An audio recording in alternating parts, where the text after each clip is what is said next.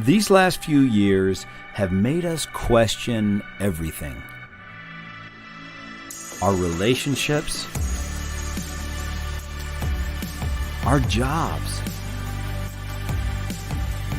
what constitutes an office, and who we are. In a world filled with chaos, confusion, and uncertainty, it's time for some clarity. It's time to start understanding one another. It's time to start understanding ourselves. We envision a world where everyone knows their why. But even more, we envision a world where everyone knows their WHY.os. Their why, their how, and their what. The operating system that drives you, that lets the world know where you stand, what your unique gift is, and most importantly, who you are. WHY.os. Are you ready?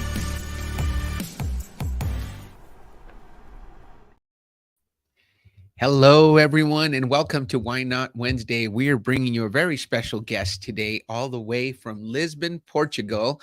Our guest today is Linda Perry. How are you, Linda? I am great. I'm so happy to be here. I'm so happy that you are here. Let me tell you guys a little bit about Linda and why we're excited to have her on the show today to introduce her to Why Nation and have all of you guys get to know a little bit more about her. Linda is a master mindset coach, a business strategist, a speaker, and also a recovering attorney who has helped hundreds of people around the world transform their mindset, implement key strategies, and bust through the blocks that held them back so they can build momentum and reach their own higher ground, whether that is 10xing their business or simply finding more freedom. And I got to tell you, all of that is true because every time I spend even a few minutes with Linda, I come back energized and ready to bust through some more goals and plateaus. Linda, so great to have you on. You know, you recently moved to Lisbon, Portugal. So how is it going in your new city?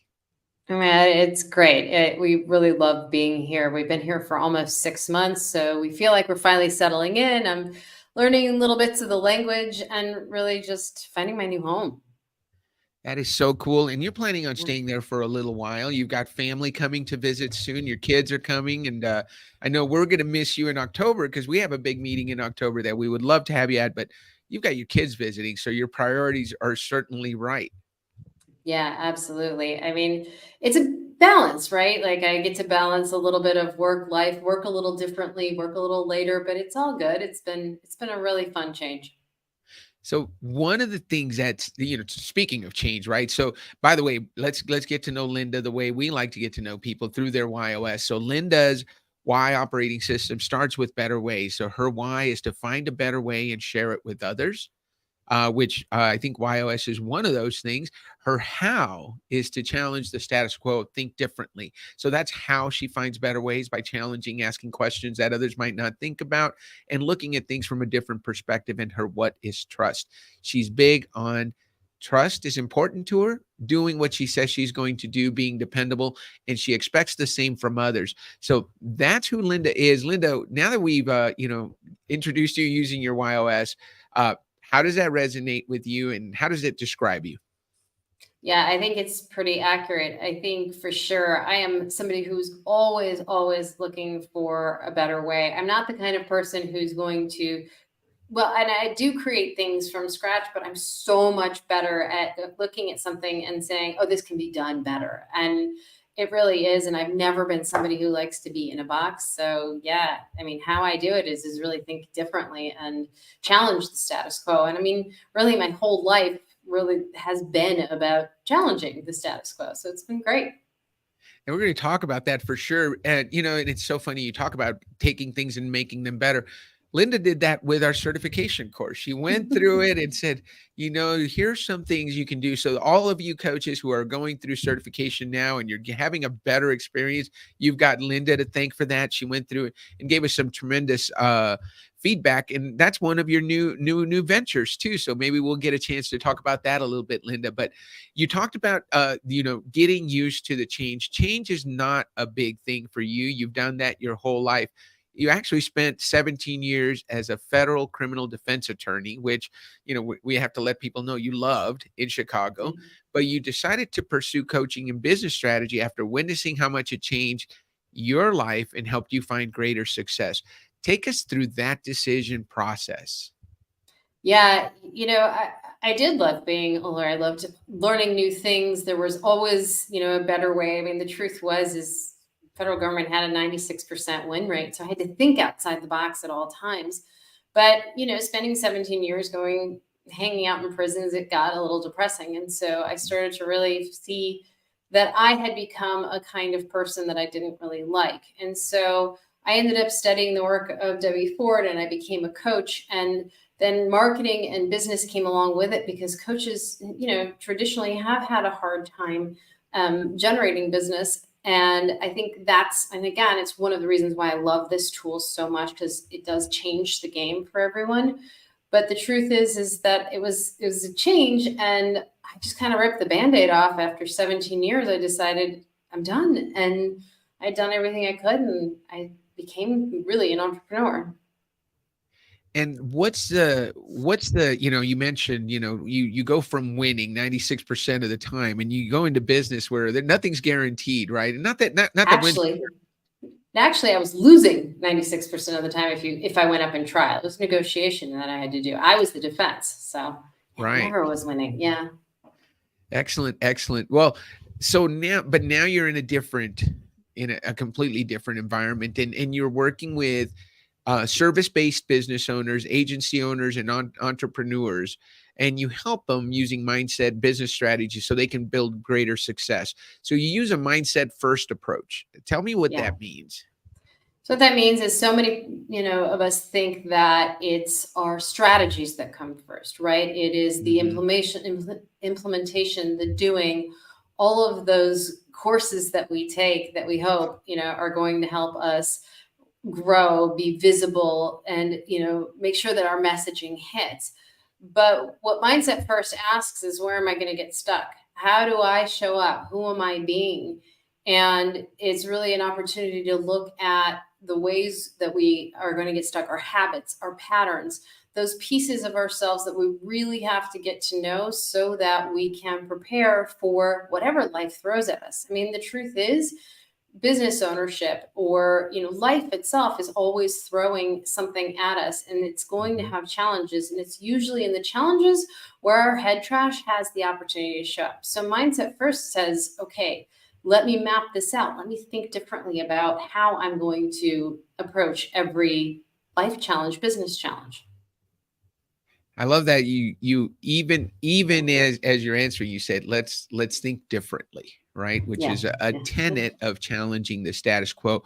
For you, where did that start, Linda? Do you remember, maybe as a teenager, when did you know that you were somebody that the way you were going to do things was by challenging the status quo? Do you remember an experience? Was it in high school? Was it in middle school? No, I mean, early. First of all, I had a mother who challenged the status quo at all times. She was a physician pretty early on. There weren't a lot of women who were doctors, and she didn't mind standing up to people. So I had a really great example of somebody who shook the world up always.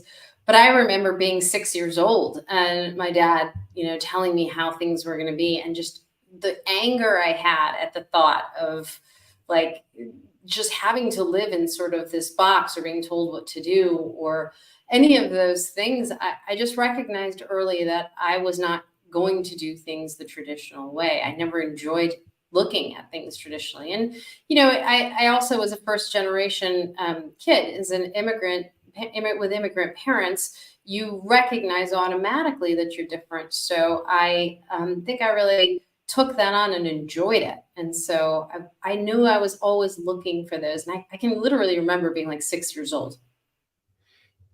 You said something really important there. I want to get into that a little bit because you embraced it. Yeah. I think when Gary talks about it all the time. Gary Sanchez, our founder and CEO of Why Institute, he says people with the why of challenge are either really successful or really unsuccessful, because you either embrace it and say, hey, I'm different and I'm gonna embrace that and do that in everything that I do, or I'm different and I don't belong and I shouldn't be there. You embrace that. You remember that as a 6-year-old.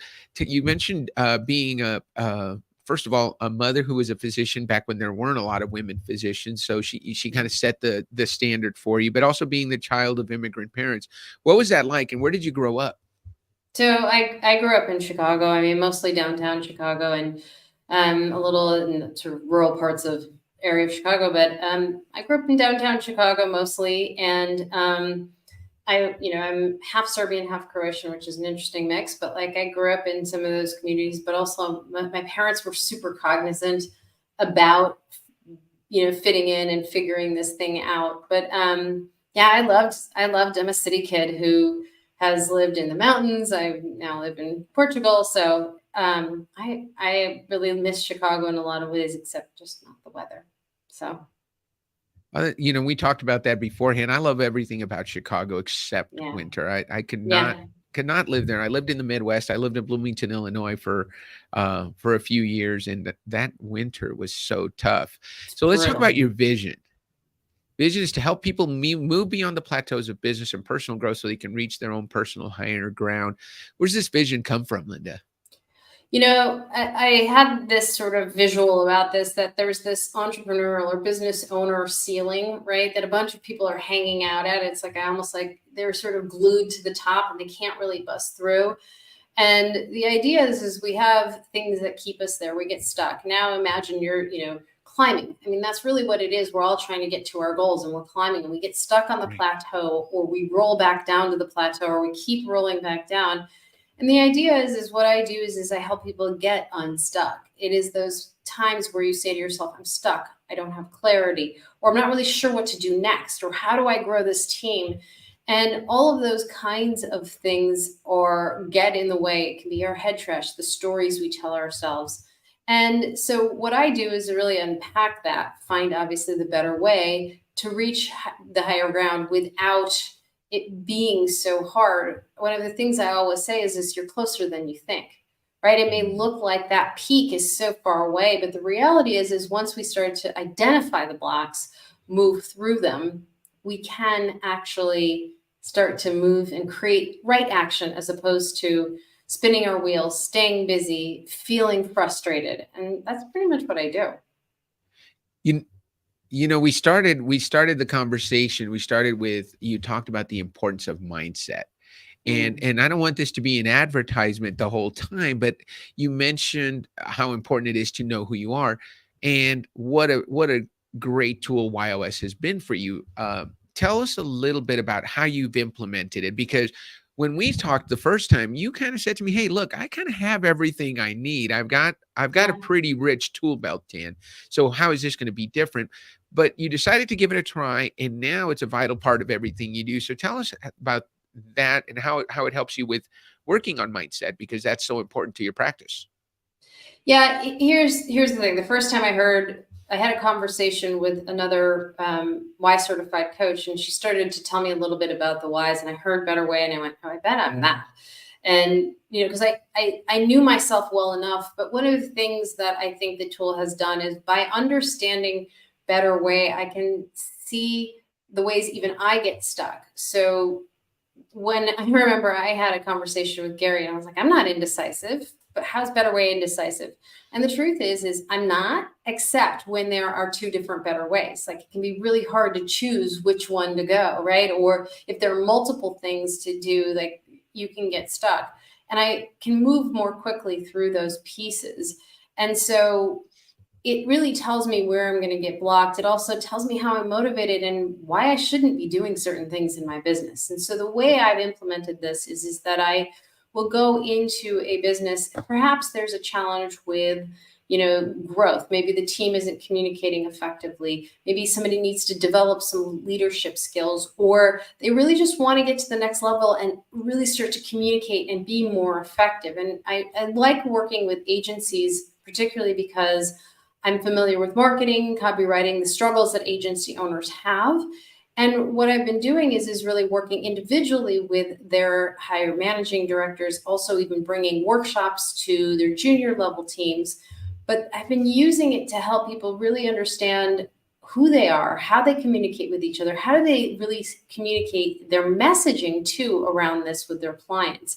It's a little bit of a side benefit. And I think the greatest part of this is that it really is validating. I have found that for so many people who go through this, they finally go, oh yeah, that makes sense. Finally, I get why I'm doing what I'm doing and how they're motivated and really what they offer. And so it unlocks to the doors to those pieces, but it also creates a pathway to move through the blocks, which it speeds it up, quite frankly. Right? If I have somebody with a why of trust, I'm going to know where they're going to get stuck. They tend to be people pleasers. They tend to have some perfectionism going on. So we know exactly what to work on. And so it really streamlines the coaching experience, and people really feel like, oh, great, I have a path for growth. And I think that's the hardest thing with mindset is there a path for growth? And that's really Right. what I've used WHY.os for myself, for business owners, for agency owners, and it's been really fun. And you mentioned the part about, you kind of gives you a roadmap, right? And you Yeah. know how to talk to people using their YOS. And you, as you mentioned, if they've got trust, you understand what challenges they may have. What's been the most surprising thing that you've noticed when using this tool? I think the most surprising is, at face value, like I have tools like the Enneagram or Colby, and I understand all of those things. And on the surface, it looks simple, right? Oh yeah, you have a why a better way. But what's been most surprising is how well it allows me to translate the rest of the tools that I have. And I think that's been really kind of the neat part, and how I can always anchor people back into their why so that it does start to change habits. It does start to change the patterns. It does start to create a sense of identity, which is really what I believe um, is necessary for people to change or for people to grow. It's the thing that gets people off the plateau. And I think that's really been the most surprising piece. And people love it. It's been really fun working with teams and helping them see that whole picture. And I think the other piece that's been super surprising is when you look at teams, there's patterns that are really fun to see. So I've really enjoyed that piece too. Yeah, you mentioned a client where you saw a pattern recently. I'd love you, Yeah. without sharing the information about the client specifically, you noticed a pattern in the group. There was about 7 people, right? Yeah.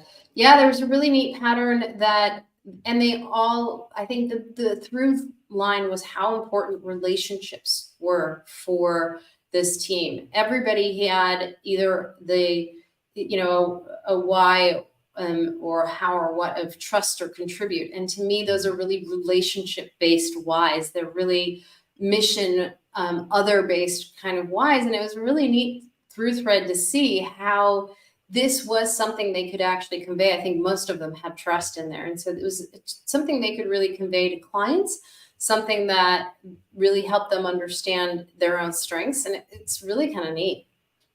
One of the things I talk about with a lot of our coaches is, especially if you're really intentional about putting out your message. So with Linda, for you, it's, hey, if you work with me, you're going to work with a coach who's going to help you find a better way. You're going to work with the coach who's going to challenge you to think differently, and you're going to go work with a coach who can trust. So if you're consistent in that messaging, you start attracting people who are looking Yeah. for that. And so somebody mentioned it on a podcast some time back, your vibe attracts your tribe. And so as I look at my results, and then probably as you start looking at the results of the people you're working with, you're going to see a lot of better ways, a lot of challenge, and a lot of trust in there. And then their pattern, when you start working with their events, is going to be or whatever their why, how, and what is. And they'll always have. It's great that you found trust and contribute. Now, I have a feeling this company had no problem with relationships, but if they didn't have a lot of better way or make sense or right way people to get stuff done, that's probably where some of their challenges were.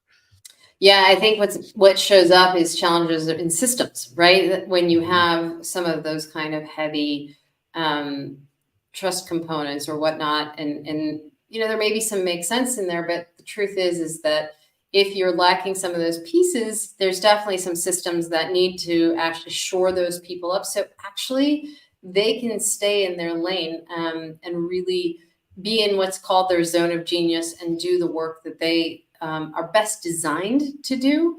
And I think that's the key around WHY.os is once you understand that, you can actually put in the systems. You don't have to guess at what's going to take you to the next level. And I think that's the kind of coolest part is even for me with my business, if with Better Way, challenge and trust, I'm like, well, I need somebody who's going to hold my feet to the fire. I need somebody who's going to implement those systems because I'm not. And so knowing all that creates actual solutions. Love that. So what's you mentioned in the pre-show we talked a little bit about this. How has your business changed in just a few months just because you're starting to use why? I wasn't even sure exactly how I was going to use them. And, I actually thought at first, I'm like, oh, what a great sales tool. But what has happened is it's actually the top of every service that I offer now. If it's a workshop, it's the first thing we do. If it is coaching, it's the first thing I do. And so my business has changed in that it's really, if you're going to work with me, it's the first place that we go. We start off using the why and we do a why session because from that, we can really create a pathway for greater learning, greater change. And so it's really become that doorway for every service that I offer. And it's really neat because any team that I work with, I do insist on understanding the full WHY.os because you mentioned, I have a venture with my daughter, for example, and knowing her why and mine allows us to sort of figure out who are the people that we need to grow. Same with another team that I work with. And so it really allows us to communicate better, communicate why to why, as Gary likes to say, and really be a heck of a lot more effective. And you mentioned you led to my next question. Thank you so much. That's really a good explanation. I know people will find value in that. But you lead me to my next question because you mentioned you did the WHY.os for your daughter. So how has this impacted your personal life? You've done it for your husband, your son, your daughter. How are you guys using it at home? Yeah.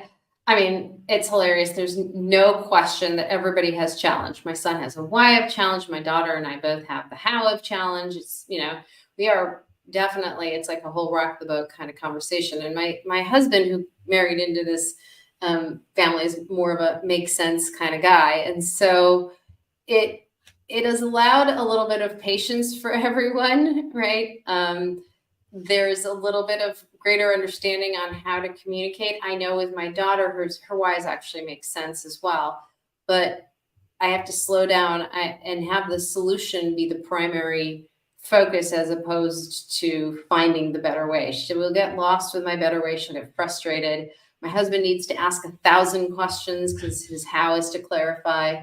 And so it has allowed me a little bit of patience, allowed me to communicate toward what they need versus what I need. And, and have like my son is challenge everything. And he truly is a challenge, absolutely everything in this world. And so it just allows me to really have some ability to show up how I want to show up as opposed to being reactionary or emotional or being like, not this again, right? Like we all are. And I think recognizing those patterns is so important and talking to people in their language. And I love that you guys are doing that and recognize that in each other. And are you the coach for the family? And are you kind of always saying, hold on a second? No, nobody wants me as the coach for the family. Heck no, no one wants that. But, like it is my role to just take a deep breath, and as every mom, I think. So, Yeah. Well, I want to talk about your secret weapon. We put this note in here, and Chanel did a great job of highlighting it for me. Your secret weapon is you say mantras, affirmations, and self care are nice, but they won't help you change. So you work with people to dig deep and uncover the beliefs that hold you back from being the rock star you deserve to be. What are some of those uh, beliefs that you uncover, and how do you work through them? Because Sure. I'm sure you've had some challenging clients and helping them work through that. Give us an example of that. Well, as I mentioned, I studied under Debbie Ford, and Debbie Ford was a shadow coach. And shadow work is based on Carl Jung's theory that most of our limiting beliefs were formed before the age of 10, and they're really hidden in the subconscious part of our brain. And so most of the beliefs are, we all carry them. We all carry stories about who we are, and whether we're not enough, not smart enough, not good enough, not verbal enough, whatever it is, there's the stories that hold us back. And so my job is to really find your core limiting beliefs. And they really can be about yourself, the world, or people around you. Things like, I'm not safe, people can't be trusted, right? And so often as we talk about, people with the why of trust have a really core limiting belief that others can't be trusted and they've been wounded somewhere. And so my job is really to shift, uncover, not put a pretty little mantra saying the world's to be trusted, because that doesn't work. Your subconscious brain can't be tricked, but really create new beliefs around that, action around that, and really rewire your brain so that you can take action. This is about not sitting on the plateau, but really moving forward. And so we all carry beliefs. I mean, I had an I'm stupid belief for decades, and here I was doing all of these great things, and nobody would have ever known. But we overcompensate. We do all of these things that sabotage. And so my job is to really excavate those, help them shift it, and create the momentum somebody is dying to create, so they can actually have their goal not be this someday thing. Someday I will have, peace. Someday I will, whatever. And, I try to be an example of that. It's why I now live and work in Lisbon and live this really happy life traveling quite a bit. So, yeah. I absolutely love that, and so let's talk about that, Linda, because you've obviously with being a better way person, you're always looking for a better way, and you've obviously found some better ways and taken advantage and done those things, and you also challenge the status quo. So tell us about. Let's talk about the name of the show is Why Not Wednesday, and we like to ask the question. Tell us about a time that you said why not to an opportunity, a chance, a career change, something that made that you said, why not? And you went for it, and it's turned out, and you're so glad you did it. I mean, I've had so many. I was like laughing with you. I'm like, how do I pick one? I mean, leaving a career in law after 17 years was definitely a big, big, big why not moment. And it's one for others that's scary because people believe that, right? Like I invested all this stuff and never did I leave anything behind. Never am I sad that I left the law behind. I loved it. I still love and talking to my law friends about, especially like whatever's happening in the news. I'll talk about all of that stuff. And it was worth every moment because I could be me finally. I could truly follow a passion that I fully believed in. And the second biggest is selling my house, selling all my things. I own a storage locker in the United States with one coffee table and nothing else. And we picked up and we came here with an apartment for 1 month and we figured it out. So those are my two biggest why not moments. And so far they've both been great. You left the safety and comfort of Denver in their very mild winters to move to Lisbon, Portugal, yeah. right? Yeah. It was even safer, like mountains. I was in the mountains where it was pretty and it was gorgeous. And so, so it's been great. So Linda, of the things that you're doing now, what's the thing that gets you up in the morning? You're a better way person. What's that better way thing that gets you up every morning? Honestly, it is about creating change right now for where business owners with teams and agencies. I really have been having a blast walking them through the pathways that allow them to actually go, yeah, I'm going to get there. I want to 10x my business. I want to change my income. I want to grow to bigger clients. and giving them the internal tools, because change happens inside out. So it's not so much just pitching those clients, but I wake up going like, I'm going to help them see the permanent change inside out. And I am really giving them that motivation for, oh yeah, this is who I am. It's pretty cool. And finding out who they are and then living into who they are, which Yeah. I see you embrace who you are really well. We didn't talk about trust a lot, but trust is important to you. So talk a little bit about where that fits into your WHY.os. Yeah. Ultimately, what I think trust for me is I really do create the trusting spaces.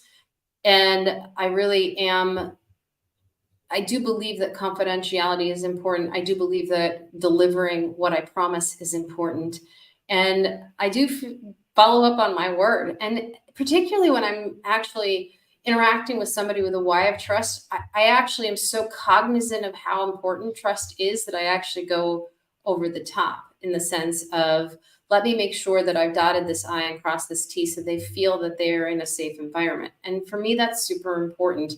And as a coach, I mean, it's the biggest thing I can offer is a safe, reliable, confidential environment, so that people have the space to grow. Sometimes I get this comment all the time, I can't believe I'm disclosing all this to you.